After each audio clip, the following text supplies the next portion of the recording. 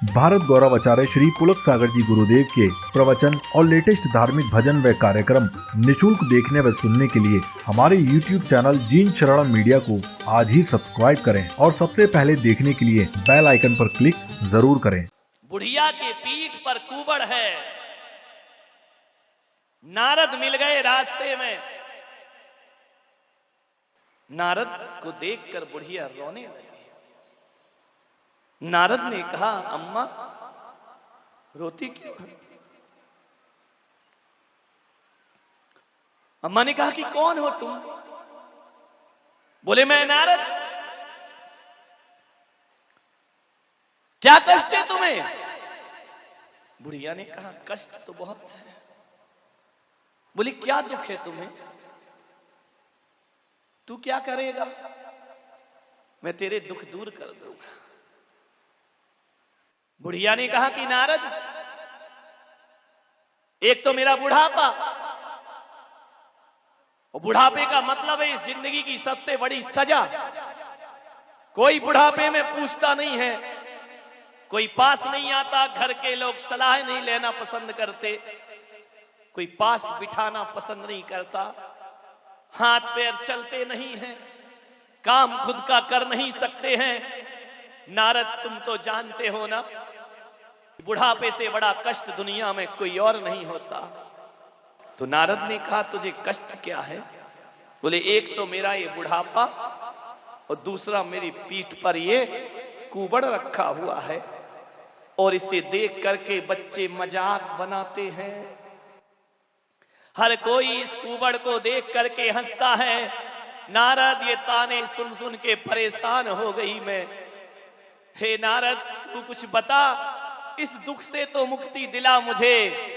नारद ने कहा कि चिंता मत करो अम्मा, एक बात याद रखना, किसी बूढ़े की झुकी हुई कमर को देखकर उसका मजाक मत बनाना, किसी बूढ़े की झुर्रियों को देखकर हंसना मत, किसी के बुढ़ापे को देख करके मजाक मत बनाना। एक बात याद रखो, ये बुढ़ापा एक दिन सबको आना है। आज उनको आया, कल तुम्हें आया। हरे किसी बुढ़ापे की जिंदगी को देखकर उसका मजाक मत बनाओ। यदि बन सको तो एक बात याद रखना कि बूढ़े की एक एक झुर्रियों में जिंदगी के हजार हजार अनुभव लिखे होते हैं। पढ़ सको तो उन अनुभव को पढ़ना और जिंदगी को संवारना। अरे पढ़ सको किताब पढ़ना आसान है, लेकिन जिंदगी को पढ़ना कठिन काम हुआ करता है। बुढ़िया को लोग चिढ़ाते, झुकी हुई कमर देखकर बच्चे कहते, अम्मा ये तीर कमान कितने में लिया है? ये कहां से आया? और ऐसी झुककर चल रही हो, क्या खो गया तुम्हारा? बुढ़िया बच्चों को देखती और कहती, सच कहते हो, एक चीज खो गई है मेरी, जिसे मैं खोजती फिर रही हूं, आज तक ना मिली। घर के भीतर और बाहर हर जगह खोज लिया, वो चीज आज तक ना मिली। बच्चों ने कहा, बुढ़िया अम्मा क्या खो गया? बोले, एक चीज खो गई जो मुझे मुफ्त में मिली थी, तुम्हें भी मिलेगी बेटा, एक दिन तुम्हारी भी खो जाएगी। उस दिन इस बुढ़िया को याद रखना। बच्चों ने कहा, क्या खो गया? बोली, मेरी जवानी खो गई है, उसे मैं खोजते फिर रही हूं। एक दिन तुम्हें भी मिलेगी बेटा, और तुम्हारी जवानी भी एक दिन ऐसे ही खो जाएगी। ध्यान रखिए, बुजुर्गों का मजाक मत बनाओ। नारद ने कहा, अम्मा तुम्हें तेरी कुबड़ हटा दूं? अम्मा ने बड़ी आशा भरी निगाहों से देखा, नारद का स्पर्श किया कि नारद तू मेरी कुबड़ हटा देगा? बोले, हां अम्मा, 1 मिनट नहीं लगेगा, तेरी कुबड़ हट जाएगी, तू सुखी हो जाएगी। बुढ़िया ने कहा, बेटा एक बात बता, तुझे कुबड़ हटाना आती है? बोले, आती है। तो नारद एक बात और बता, जब तुझे हटाना आती है तो लगाना भी तो आती होगी ना? उसने कहा, हाँ अम्मा, मैं हटा भी सकता हूं और लगा भी सकता हूं। तो बुढ़िया ने कहा कि भाड़ में जाए मेरी कुबड़, मेरी कुबड़ हटाने की कोशिश मत कर। अरे तो नारद ने कहा तू तो कुबड़ से दुखी है ना? बोले नहीं, मेरी कुबड़ हटा देगा तो मुझे वो सुख नहीं मिलेगा। जो मेरा मजाक बनाए, जो मुझ पे हंसे, उन सब के पीठ पर एक एक कुबड़ रखते जाना, ताकि दोबारा किसी का मजाक बनाना भूल जाए, ताकि दोबारा किसी पर हंसना भूल जाए। बुढ़िया ने कहा सबकी पीठ पर एक एक कुबड़ लगा दे। अरे जब सबकी पीठ पर लग जाएगी तो कौन मुझे चिढ़ाएगा और कौन मेरी मजाक बनाएगा? कहते हैं इतना सुनते ही नारद अंतर ध्यान हो गए। बड़ी नादान थी बुढ़िया, अपने कुबड़ तो नहीं हटाया, दूसरों के लिए कुबड़ मांग लिया। अरे कुछ लोग ऐसे होते हैं दुनिया में जो अपने दुख की परवाह नहीं करते, लेकिन दूसरों के दुख के लिए भगवान से प्रार्थना किया करते। ऐसी तामसिक प्रार्थनाएं हैं। अपना सुख मांगो, तुम्हें पूरा हक है, लेकिन पड़ोसी के लिए दुख मांगने का तुमको कोई हक नहीं हुआ करता है। काश बुढ़िया अपनी कुबड़ हटा लेती तो सुखी हो जाती। नारद ने कहा ऐसी तामसिक प्रार्थनाएं ईश्वर नहीं सुना करता है। आप भी तो वही बुढ़िया हैं मेरे भाई। रोज रात सोने से पहले भगवान से कहते हो पड़ोसी का सत्यानाश हो जाए, पड़ोसी का बंटा ढार हो जाए। अरे पड़ोसी की दुकान में आग लग जाए तो मेरी दुकान धड़ाधड़ चल। ये प्रार्थनाएं हैं तुम्हारी। दूसरों के अहित का सोचते हो, उसका सत्यानाश हो, उसका घर बर्बाद हो, उसकी फैक्ट्री बर्बाद हो जाए, उसकी लड़की भाग जाए। ये प्रार्थनाएं हैं तुम्हारी। विचार करिए आप। अपने लिए सुख चुनो, लेकिन दूसरे के लिए दुख की याचनाएं मत करिए कभी अपने जीवन में। इबादत इसका नाम नहीं हुआ करता है। इबादत तो कहलाती है कि सभी जगत के प्राणी सुखी रहें। इबादत वही हुआ करती है जिसमें लोक मंगल की भावनाएं समाहित हुआ करती हैं, जिसमें जन कल्याण की भावनाएं समाहित हुआ करती हैं। दो प्रकार के भक्त हो सकते हैं इस दुनिया में। एक तो ये सोच सकते हैं अभी आंधी तूफान आ जाए, और आंधी तूफान आने के बाद तुम्हारे हाथ इबादत में उठ सकते हैं और इबादत में ईश्वर से कह सकते हैं हे भगवान, ये पंडाल नहीं गिरना चाहिए वरना मैं मर जाऊंगा। एक इबादत तो ये हो गई। और एक इबादत ये हो सकती है कि हे ईश्वर, ये पंडाल नहीं गिरना चाहिए वरना इतने सारे लोग मर जाएंगे, इनका जीवन बर्बाद हो जाएगा। बात वही है मान्यवर। एक खुद के लिए प्रार्थना है और एक जगत के लिए प्रार्थना है। एक बात तो बताओ ग्वालियर वालों, यदि सबके बचाने की प्रार्थना करोगे तो बोलो सब में तुम बचोगे या नहीं बचोगे? तुम अपने आप बच जाओगे। लेकिन केवल अपने लिए प्रार्थना करोगे, स्वार्थों से भरी हुई प्रार्थना करोगे, केवल अपना हित चाहोगे कि अपना काम बनता और भाड़ में जाए जनता, इस नीति में चलने वाले लोग परमात्मा की कृपा के कभी पात्र नहीं। क्या बिगड़ता है?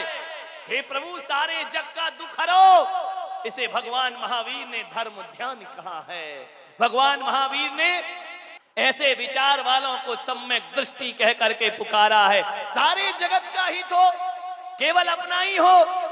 मुल्ला नसरुद्दीन, उसके पास एक गधा था। मुल्ला को गधे से बड़ा प्यार था, गधे के बिना रहते ही नहीं था। एक दिन गधा बीमार पड़ गया, और बीमार क्या पड़ा, खट्टर काका ने कहा कि ओ मुल्ला, इस गधे का इलाज करा। अरे बोले बहुत इलाज कराया, ठीक ही नहीं होता है, तो रामलाल के पास जा, वो इसका इलाज कर देगा। मुल्ला नसरुद्दीन चला रामलाल के घर, किराने की दुकान, परचूने की दुकान। मुल्ला ने रामलाल से कहा कि भाई रामलाल, ये मेरा बेटा बीमार है। उसने देखा ऊपर से नीचे तक बेटा। अरे बोले ये तो गधा है। तो बोले मैं कौन हूं, मैं भी तो गधे का बाप हूं, ध्यान रखिए। मुल्ला ने कहा ये गधा बीमार है, इसको कुछ इलाज करना है। रामलाल को मजाक सूझी, उसने एक पुड़िया बनाई वो कहा कि ले ये गधे को खिला देना, गधा ठीक हो जाएगा। मुल्ला ने कहा तू पागल है क्या, गधा कैसे खाएगा, गधा दवाई कैसे खाए, आदमी हो तो खा ले। तो बोले पागल तू है। बोले एक काम कर, एक बांसुरी की पोली पोंगरी ले आना, एक तरफ दवाई रखना और वो गधे के मुंह में डालना, और इधर से फूंक मारना, दवाई अंदर चली जाएगी। और दवाई कुछ और नहीं, लाल मिर्च पुड़िया बांध के दे दी। बोले गधा ठीक हो। अब परचूने की दुकान पे क्या मिलेगा। जैसे ही पहुंचा घर, बोले वाह मेरे प्यारे बच्चे गधे, आज तो ठीक हो जाएगा। बांस की पोंगरी में एक तरफ लाल मिर्च रखी, दूसरी तरफ अपना मुंह लगाया, और जैसे ही गधे के मुंह में रखा, मुल्ला फूंक मारे उससे पहले गधे ने फूंक मार दी। दुर्घटना घट गई। मुल्ला की पेट में आग लग गई, मुल्ला के पेट में जलन हो गई। दौड़ा दौड़ा रामलाल के पास पहुंचा, मैं तेरी गर्दन दबा दूंगा, तुझे जिंदा नहीं छोड़ूंगा, मेरी पेट में आग लग रही है। रामलाल ने कहा कि पागल, गधा दवाई गधे ने खाई, पेट तेरा जलन दे रहा है। अरे बेवकूफ, मेरा गधा मेरे जैसा गधा नहीं है, बड़ा होशियार है। मैं फूंक मारूं उससे पहले उसने फूंक मार दी। ध्यान रखिए मान्यवर, ये तामसिक वृत्तियां। इबादत का अर्थ केवल पूजा पाठ नहीं है। महादेव और पार्वती आकाश मार्ग से जा रहे थे, काशी के घाट पड़े। पार्वती ने महादेव से कहा, ये गंगा में आधा डूबा आदमी शिवा ओम नमः शिवाय कहता है, शिव जी का जाप कर रहा है, भोले बाबा इसका उद्धार कर दो। भोले बाबा ने कहा पार्वती तू तो मुझसे भी ज्यादा भोली है। बोले देखो कितने लोग गंगा में स्नान कर रहे हैं, लगता है आज कुंभ है, ये लाखों लोग शिव जी का हर हर महादेव कह रहे हैं। एक बात बताओ भोलेनाथ, इतने सारे करोड़ों लोग डुबकी लगा रहे, क्या सबके बेड़े पार हो जाएंगे, सबको वैकुंठ मिलेगा, सबको मुक्ति मिलेगी? भोलेनाथ ने कहा बिल्कुल मिलेगी। बोले सारे लोग, फिर इस दुनिया में कौन बचेगा? बोले जो कम भक्त हैं वो बचेंगे, वो जो भक्त हैं वो पार हो जाएंगे। तो बोले आपके तो भक्त ज्यादा हैं भोलेनाथ, पूरी दुनिया में सबसे ज्यादा भक्त तो आपके हैं, कैसे जानोगे कौन भक्त है कौन कम भक्त है? भोलेनाथ ने कहा तो चिंता मत कर, ये जो भीड़ दिख रही है ना, एक भी नहीं जाएगी वैकुंठ। बोले क्यों? आपका रात दिन नाम जपते हैं, जाप करते हैं।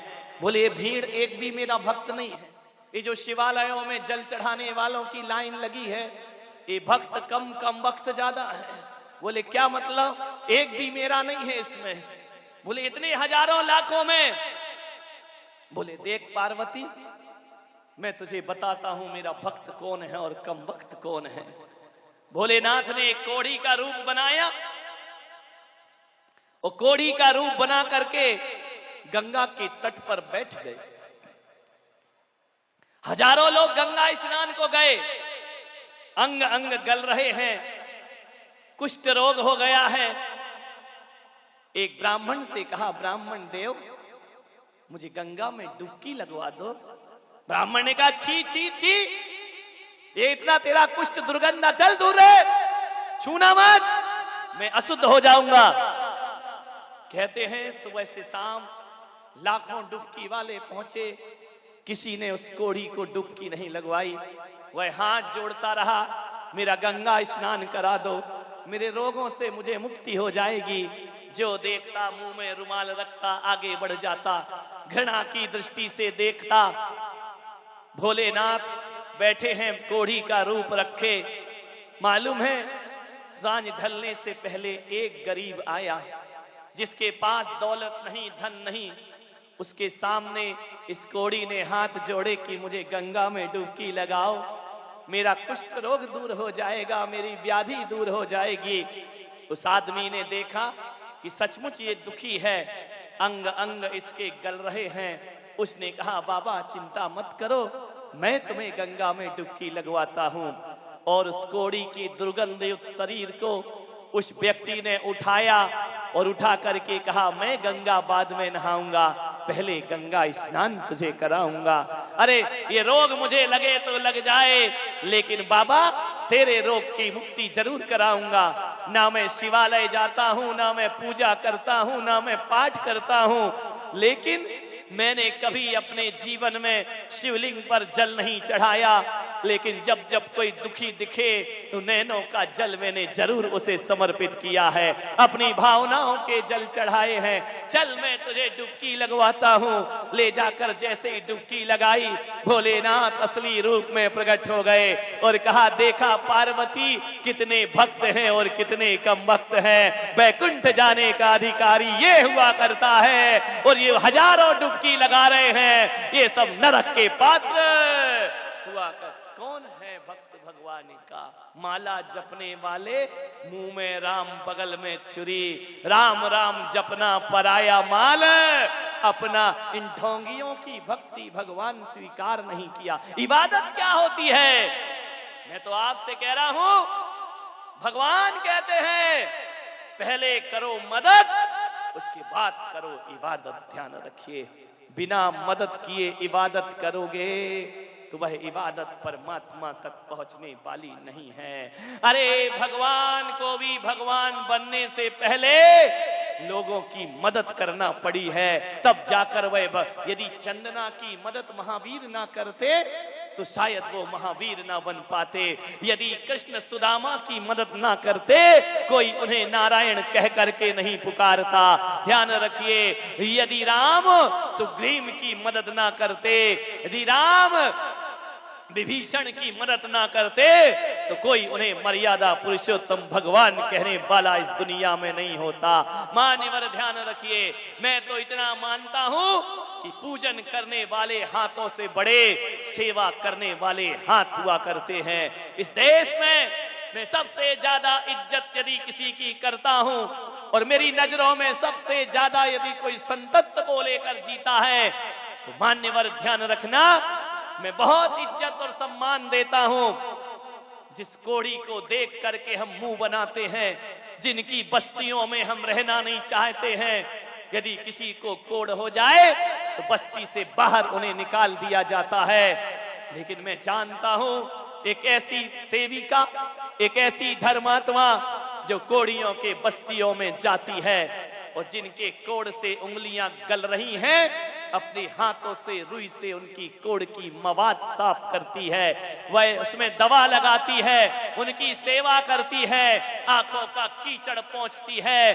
ऐसी यदि कोई इस युग में सबसे बड़ी संत हुई तो मदर टेरेसा के नाम से जिसे जाना जाता है। सारे देश ने जैसे सम्मान प्रदान किया है, आज भी ईसाई धर्म की सबसे अच्छी बात यदि कोई है तो उस धर्म में एक ही सबसे अच्छी बात है कि सेवा ही उनका धर्म है। सेवा से बड़ा धर्म उनका कुछ नहीं हुआ करता है। सेवा ही उनका संन्यास है, सेवा ही उनका धर्म है, सेवा ही उनका अध्यात्म हुआ करता है। मान्यवर, दरिद्र नारायण की सेवा करो, ये किसी चारों धाम की यात्रा से बढ़कर के काम हुआ करता है।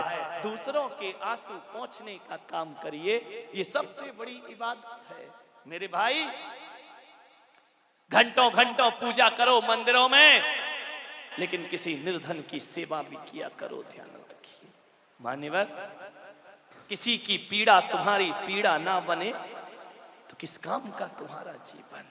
तुम तहकीकात करते हो, गलत तो नहीं है, बहरूपिया तो नहीं है, ढोंग तो नहीं कर रहा, 10 रुपए 2 रुपए में इतनी तहकीकात करते हो।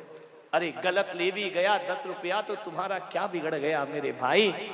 ऐसा 50 रुपए तो तुम्हारा बेटा मोबाइल की सिम कार्ड में उड़ा दिया करता है। ध्यान रखिए, पान मसाला खाकर थूक दिया करते हो।